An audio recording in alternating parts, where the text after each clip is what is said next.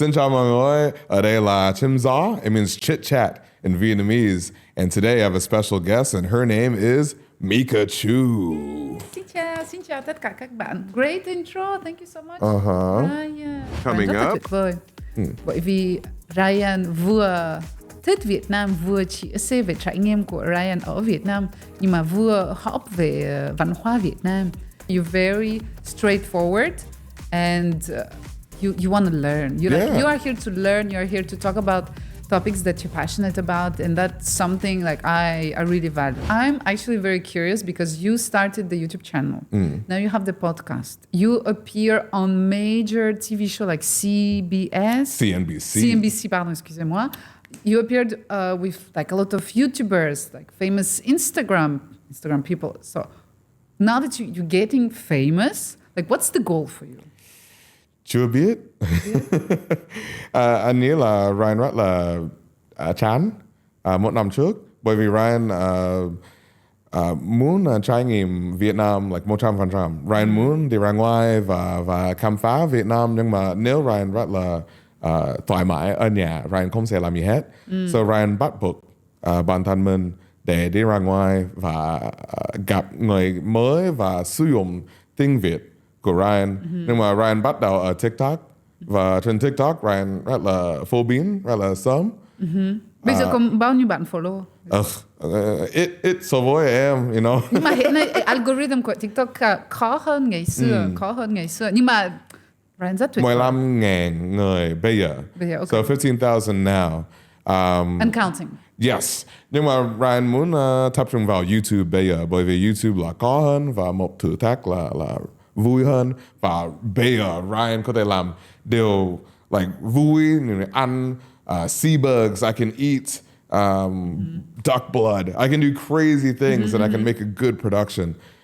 So yeah, Ryan muốn tập trung vào có vui. Ryan không muốn nghĩ về tiền bây giờ, bởi vì Ryan mất nhiều tiền. Đầu tư rất nhiều tiền, rất nhiều thời gian. Yeah, đúng rồi. So and what's the goal? Thì đầu tiên mình cảm nói là Ryan rất là tuyệt vời. Bởi vì Ryan vừa thích Việt Nam, vừa chia sẻ về trải nghiệm của Ryan ở Việt Nam, nhưng mà vừa học về văn hóa Việt Nam. Và mình thấy hiện nay có rất nhiều bạn TikToker, đặc biệt là phụ nữ. Xin lỗi là mình trẻ một chút. Nhưng mà mình cảm thấy hơi khó chịu khi thấy nhiều bạn nữ hoặc là nam là hey, welcome to Việt Nam, phở rất là rẻ. Ngon. Yêu Việt Nam, yêu các bạn nha. Ê, putain. Điều này mình thấy là rất là chăn.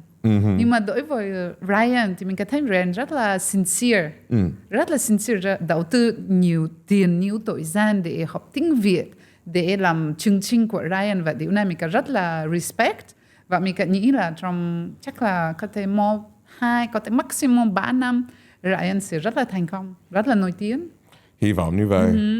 Là my idols like Phúc Mop and you and Afroviet, I had a lot of mentors over the last like 5 years. I got really lucky to meet you guys really early on and get your advice. Like when we first met at Wagon Wheel, I swear I wasn't creeping. I promise I wasn't creeping. It was a nice creep. It was like really a good creep. But that's what I appreciate. It was not the creep. It was really about knowledge, you know? Yeah. And it was so sincere, almost naive, you know? But like very honest. And that's what I like about you. You're very straightforward and you want to learn. You are here to learn. You're here to talk about topics that you're passionate about. And that's something like I really value. That's why I'm very, very happy to be here today. And that's why I think you will be successful, because you have this sincerity.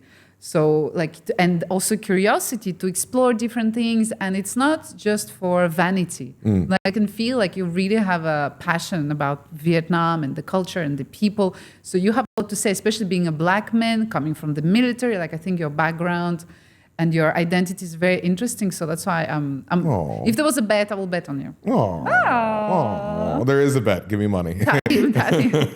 So, and to answer to your question, what's the goal for me, you know, of the fame? I really don't care. I really don't care, because for me, like it was funny when I saw this question actually, because I don't see myself as somebody famous. I have maybe some notoriety, like people recognize me. But for me, the goal has always do what I want and get what I want and I need. So, for example, in the case of pregnancy, it was very important for me, like, to know that how I will be able to pay for my delivery because the fees are crazy.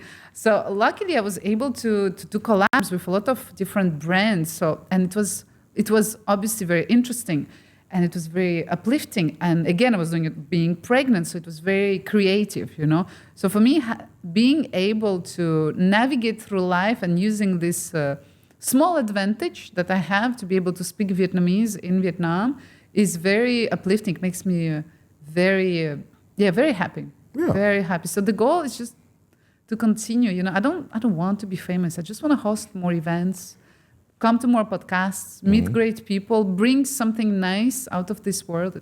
That's enough. And wear nice áo dài. And wear nice outside. That's right. Coming Mình up. sống ở một nơi nào đó, mình nên cố gắng thích nghi, mình nên cố gắng nhập gia tùy tục. Mình nên cố gắng học tiếng của người đó để tìm hiểu thêm về văn hóa, về cuộc sống và cũng để có cuộc sống dễ hơn, cuộc sống thoải mái hơn. Cho nên mình cần nghĩ là cuộc sống của Micka hoàn toàn khác so với một số bạn người nước ngoài có biết nói tiếng Việt. Yeah. Okay, so em học tiếng Việt bao lâu rồi? Em học tiếng Việt chắc là 3, 4, 5 năm. Em không nhớ, thật ra bây giờ em không nhớ nữa. Vì em sống ở Việt Nam hơn 10 năm rồi. Và trước khi xin em bé thì tất nhiên em đi học tiếng Việt tại trường đại học khoa học xã hội và nhân văn. Yeah, đúng rồi. Rất thích trường đó. Và sau đây Micka cũng thử học nữa, nhưng mà thời gian học tiếng Việt thì hơn 4 năm. Hơn 4 năm. Hơn 4 năm. So em nghĩ là lời của nói tiếng Việt là gì ở Việt Nam? Ưu điểm. Ưu điểm. Wow, thì thật ra mình có thấy là và đây là cái philosophy của mình là khi mình sống ở một nơi nào đó, mình nên cố gắng thích nghi, mình nên cố gắng nhập gia tùy tục. Mình nên cố gắng học tiếng của người đó để tìm hiểu thêm về văn hóa, về cuộc sống và cũng để có cuộc sống dễ hơn, cuộc sống thoải mái hơn.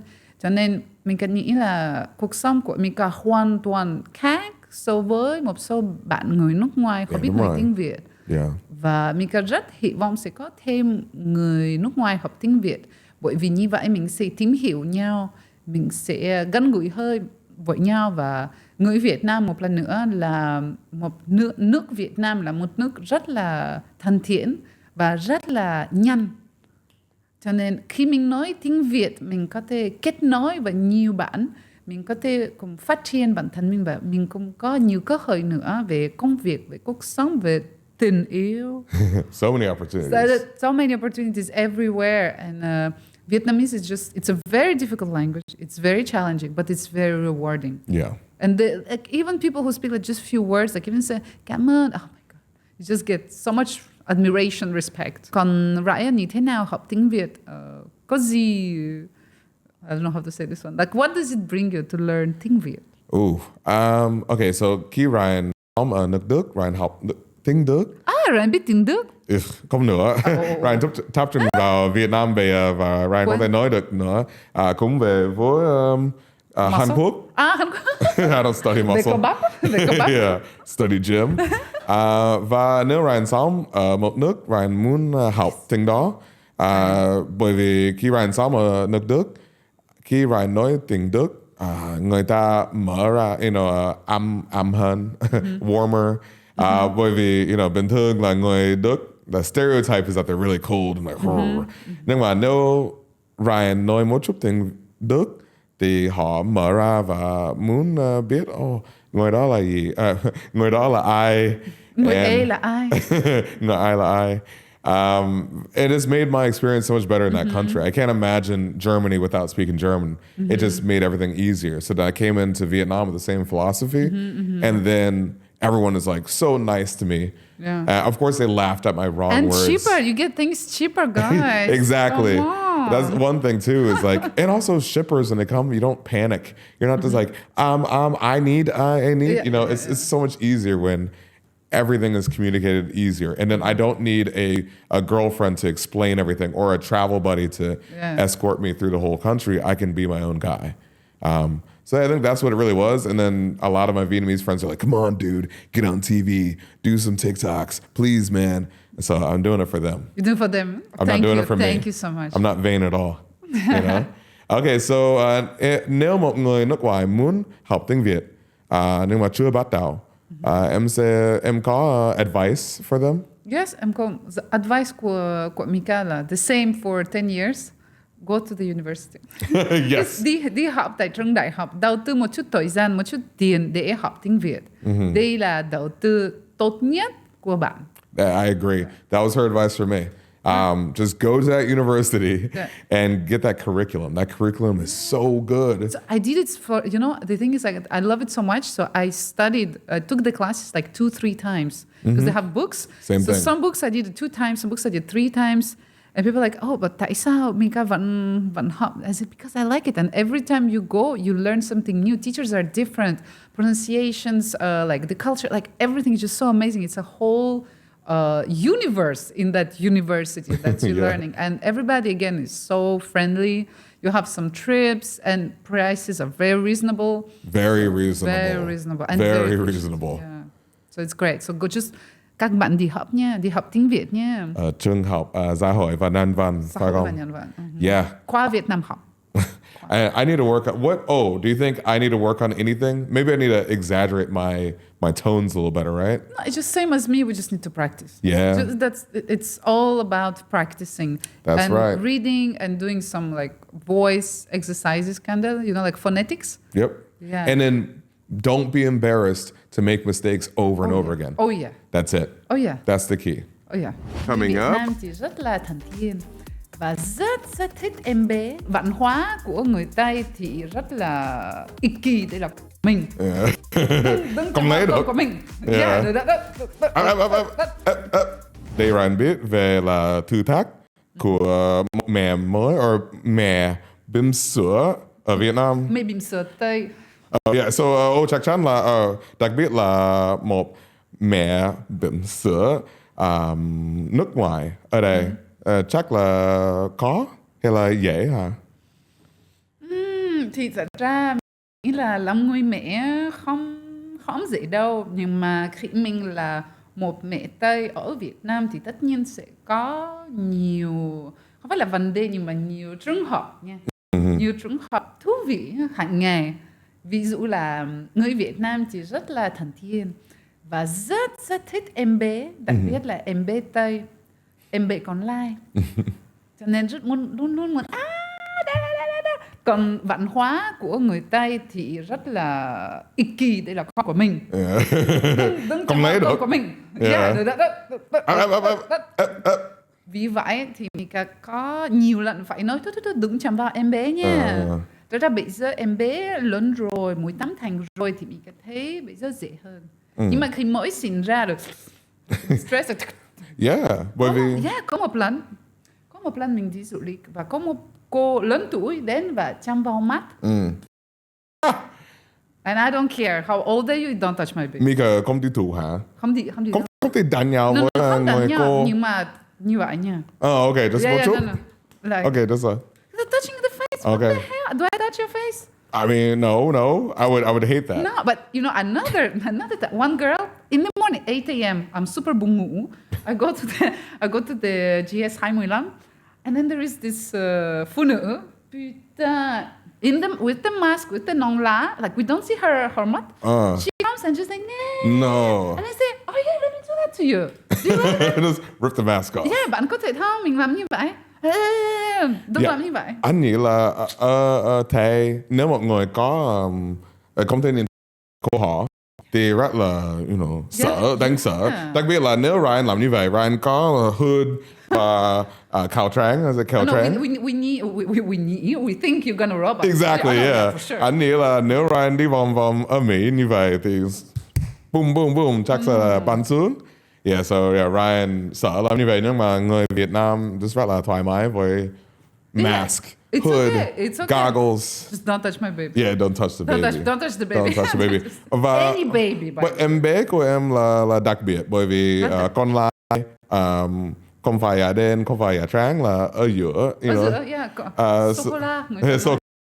Vanilla, I don't know, like I don't know. whatever Mix, it's called. mix. Mix, you call it mix, yeah. So nếu so nếu em có em bé ở đây, I'll say this in English. So comparing having a mixed baby in the West and the reactions of a mixed baby in the West and the reactions of having a mixed baby in Vietnam, what do you think is the difference? So for those who don't know, I'm Russian French. So I was born in Russia. I grew up in France, and I've been living in Vietnam for 10 years. So when we talk about this topic, like having a mixed baby in Russia, I think it's still going to be something very whoa, very surprising. It's still like a minority of Black people in Russia. There are, but very few. Never heard of them. Never heard? No, there are. There are a lot of famous TikToker, Instagram, whatever. But in France, it's very common. Honestly, in France, it's like, okay, okay. Bình thường. But in Vietnam, where they but we see very few people with naturally curly hair. Vietnamese people, they go crazy. And at least once a day, somebody asked me, is it her natural hair? Extensions, you know what I mean? Yeah, I'm a mom. Do you really think I have nothing else to do in my life but to curl my baby's hair? Maybe. Like, what kind of question is that? So, but it's naive and it's very friendly again. But that shows how people are really like unaware and how exotic is my baby here. So it's something. Luckily, we're in Vietnam, where again people are very friendly and curious. So I know it never comes from like a bad place, you know. But I have this protective instinct where it's like I don't want strangers to touch my child.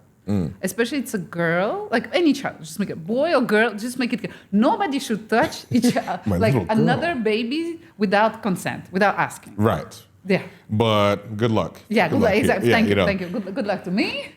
But it's getting better. Anh nghĩ là người Việt Nam, là Việt Nam rất là an toàn. Thì người ta không sợ người khác chăm mặt của người khác. Bởi vì không có một lịch sử of kidnapping. I don't know. How do you say butcock? How do you say kidnapping? I don't know. Butcon? Like butcon. Oh yeah, butcon. Butcon. No, but she's too noisy. You cannot. She's very not practical. Yeah, I know her parents. They're very noisy people. Yeah, they're talkers. And I'm surprised that she has curly hair, knowing that her husband her father has no hair. So it's cool that she got the joke. One bald guy making jokes about another bald guy. This is great. If he doesn't beat me up after this, then yeah, I know. I don't want. Please, JK, don't beat me up again. You know. I will try my best for him not to interfere. He's gonna punch me in the face one day. No, man. It's happening. Only if you ask for it. Everyone. Okay, just so everybody know. My twin is her husband. Everyone thinks I'm him, and they think he's me. Well, so all the time, people who think that, they never seen two Black people. Exactly. They just make it. Coming so up. all this to say, in Vietnam, they're super protective, but it's also great business. My experience was very positive because I informed myself a lot on this topic. I was very ready. I was not afraid, and I had the delivery of my dreams on stage. Okay. So khi em có bảo em gặp vấn đề ở bệnh viện hay là bởi vì Ryan biết là bệnh viện ở Việt Nam và bệnh viện ở Mỹ là khác nhau. So khi em có con khi em có báo có lẽ có hơn. Thật ra em không gặp vấn đề nhưng em gặp rất nhiều trường hợp. New situations. Maybe this part em xin phép nói tiếng Anh nha. Hơi khó. So the thing is, like, if we compare, like, I don't know how it is having a baby in the States, but in FAP, we don't do that many siêu âm echography. But in Vietnam, they are hardcore. Basically, you have to go to the hospital every month to do a scan. And every month, it's a different test. They will make you do tests, like, if I have, like, I swear to you, they make me test for syphilis. And we were like this one? Yeah, give it a cup. I was like, we don't go to Bouvier that late. Whoa. We don't, as far as I can remember, we don't take drugs with needles and stuff, you know. But they're like, no, we need to check that. Hepatitis B. I said, but I'm vaccinated. They said, no, I still need to check. Wow. So, long story short, I'm not even make me start on the glucose test, ladies. If Those you know are that, tough? no, this is satanic. Honestly, this What? is tough. Because parenthesis, glucose test. When you're pregnant, we make you drink 100 milliliters of glucose, pure glucose, Straight sugar? straight on empty stomach, and then we check. Hey, do you have diabetes? Now I do. So, well, guess what? Somebody didn't do it. Me and ladies, if there's some pregnant ladies, just don't do it. This is a scam. Just cut it. This Okay. is a scam. So all this to say, in Vietnam, they're super, super protective, but it's also great business. And we capitalize on the fear. Like, what if you get this? What if you get diabetes when you're pregnant? What if the baby is too small? What if the baby is too big? We need to check this. We need to check that. So in the end, I found it, like, if I was not as solid as I am, I would feel very stressed. Like, they wanted to induce me. So it means, like, to provoke your delivery. Yeah. But ladies, if you know, once you start to provoke the delivery, it's the door to a lot of interventions, to at least an epidural. It's going to end in C-section. Like, it's very, like, no. So my experience was very positive because I informed myself a lot on this topic. I was very ready. I was not afraid. And I had the delivery of my dreams, honestly. Without an epidural, it was tough. I thought I'm going to die. Just make it.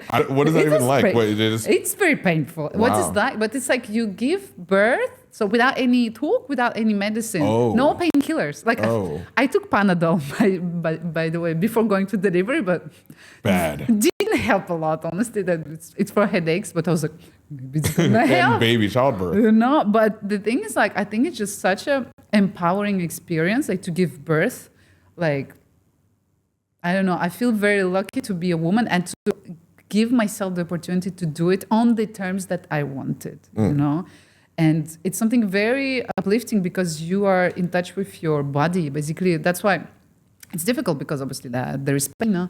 Unless there's some cases where there is not, but I was not in the lucky ones. But Yeah. it's like, once you understand the purpose of the pain and that you know you can handle it through breathing, through like kind of meditation state, like, it's possible. It's not impossible. If I have a cramp, I'm out. Like, if I drink too much coffee, I get a little leg cramp or a Yeah. stomach cramp. Man, I'm cooked. Yeah, I can't do it. No, you cannot give birth. No. Yeah. I'm not going to bet on you. No. Check Cabal, though. I've been gaining a little weight. Cabal. Oh, man, I saw a video of myself. I was editing a video, and I was like, yo, let's throw this entire video in the trash. Why? Because my boobs were just, like, out there, and I had a stomach. I was like, Imagine what's you get going pregnant. on? There's going to be even more of this. Exactly. There's going to be man. more of you to love. But just to finish on that, so basically the whole delivery in Vietnam for me was almost spiritual, because I saw it like a very uplifting experience. And now I feel very proud and very blessed because I had, I did it with the right person, with the right doctor, and it felt smooth. It was very quick, less than 4 hours, which is very rare. quick. It's Yeah, very very quick. quick. It's very quick for first delivery. And even though I'm not saying it was easy, don't get me wrong, but I'm just saying it's an incredible experience. And if you're a woman and you choose to go through that experience, it's very uplifting. And for me, it was really a game changer. And I have even more respect for my kind. Like, whenever I see moms, I don't see moms, I see colleagues. Yeah, exactly. It's like, yeah. Yeah, men, we don't have bonding like that. I think military guys have it. It's like, you went through basic. Yeah, you had to do all that weird stuff in basic training. Okay, I see. You're a good guy. Yeah. All right, so going on to challenges. I'll try this in Vietnamese. Anh nghe nói là ở Việt Nam không thể kiểm tra nếu là em bé là nam hay phụ nữ. Em có trường hợp situation. Em có trường hợp như vậy hay không? Oh my God, Joy. For those of you who don't know, there's actually a law that does not allow doctors to reveal the sex of the baby. I didn't know that. So I go to my usual checkup, and the previous checkup, the lady told me, hey, next time I see you, I'm going to be able to tell you like the gender of the baby. I go to the next checkup, and there was another practitioner. And this guy, like, I saw him from the beginning. You know, like those people, you see them and you're like, It's kind of off. I don't, like, you're not doing the job of your dreams. Like, you must hate women. That's why you are here. Why is he OBGYN then? Like, he had a big limp, first of all, on the forehead. Not a good sign. Yeah. You know me, I'm positive. Like, chào bác sĩ cho em biết em bé là gái hay là trai. But he was like, Calm. like không anh no bác sĩ không Someone biết? không nói, and I was just like yay, like, and I don't know a lot of bad words in Vietnamese. Luckily for him and for me, ladies and gentlemen, but I got very angry, and you should not like people. You should just stay away from pregnant ladies. Don't make them angry. Like you don't want a pregnant lady to be angry. Like It's a lose-lose. like yes, you're gonna lose. So It's not a win-win. I got so upset because I didn't know that law, and in fact, then I checked. It wasn't his right. He was not obliged to tell me who's my. And I'm like, dude, I need to prepare for the room. Like I'm not gonna make an abortion. You see, like because the goal, why this law exists, because unfortunately there was a lot of abortions when the moms find out it was a girl. Right.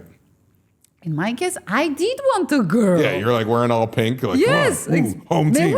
Oh, yes. So long story short, that was very upsetting. Luckily, the next time I went, another woman told me. But again, she said very like secretly, it's like, "Embe, some new me." The baby's like her mom. Yeah, it's like mom. Không phải some new boy. Yeah. Come on, yeah. And she left. Like very undercover, and that was a big surprise for me. It's like something so basic in the Western world being a mystery, and I'm not the only one. I know there's a lot of stories like that.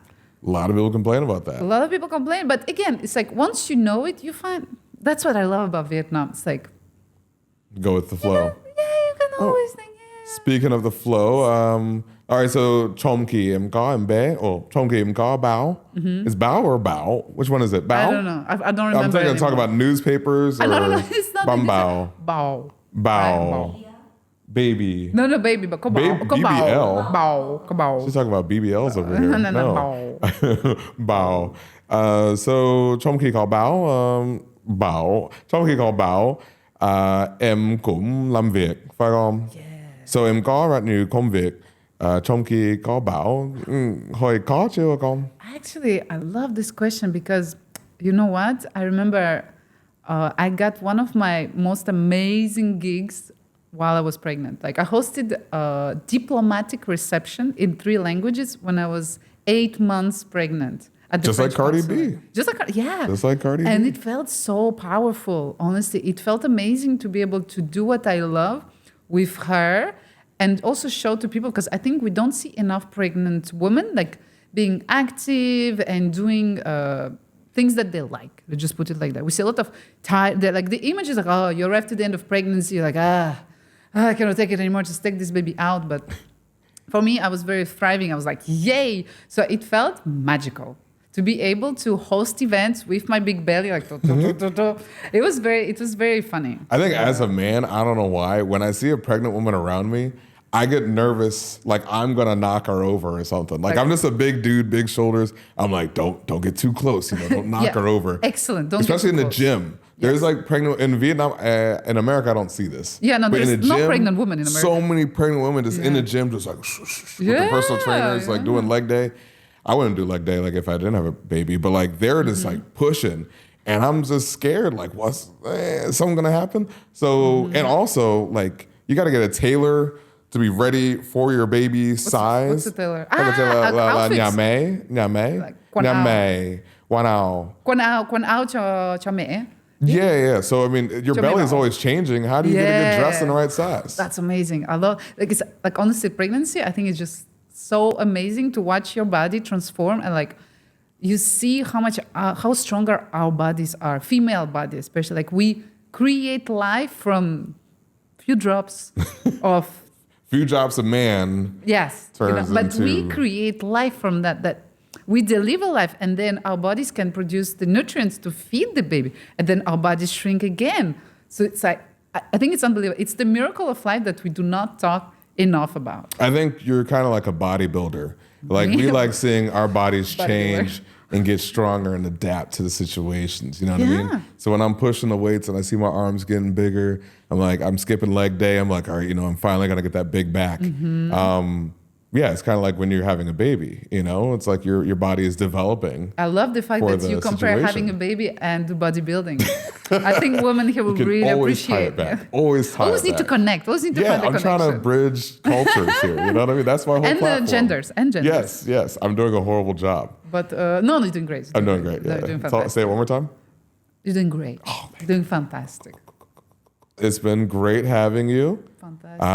I am amazed that I even got here 5 years ago. I didn't see this happening, but it's happening. And it's awesome. Thank you so much, awesome. Queen I would Micka. hug you, but it's a bit hard. I know, it's really I'll hug hard. you off camera with all the boobies I can't dance and really. the microphone. I feel shy. But Yeah, exactly. Thank you again for having me. It was really a pleasure to meet you, Marquise. Brian. Ang, I don't know Whatever how to the talk to name, you. nobody knows anymore. And you, the listener, thanks for sticking around this Thank you, long. guys. Stick around if you want to see me eat weird stuff like cow stomachs or sea bugs or duck blood. Just check out my channel. It's really fun. I'll see you guys later. Bye. Hang up line. Ngap lại.